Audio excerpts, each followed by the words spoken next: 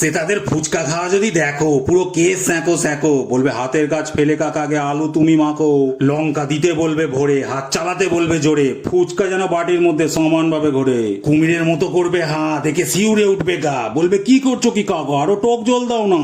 ভাত রুটি খেতে গেলে মুখ খুলতেই যায় ভুলে, ফুচকার বেলা এত বড় হাঁ যায় ঠিক খুলে, ঝালে যাবে পুরো ঘেমে তবু থাকবে না কো থেমে, বলবে আরো 4টে লঙ্কা দাও না, ঝাল যাচ্ছে গো কমে। ঘেমে নে এক হয়ে নাক যাবে পুরো বয়ে, তোমায় বলবে ব্যাগটা ধরে দাঁড়াও না, এরম করে কি হয়, আবার নামবে কোমর কষে, তুমি সেই হাঁ করেই বসে, একটা শুকনো খাবে নাকি তোমায় বলবে আবার শেষে। শেষ হলে পরে খাওয়া, তখনও যাবে না কো বাড়ি যাওয়া, এবারই তো শুরু হবে আসল পাওনা পাওয়া।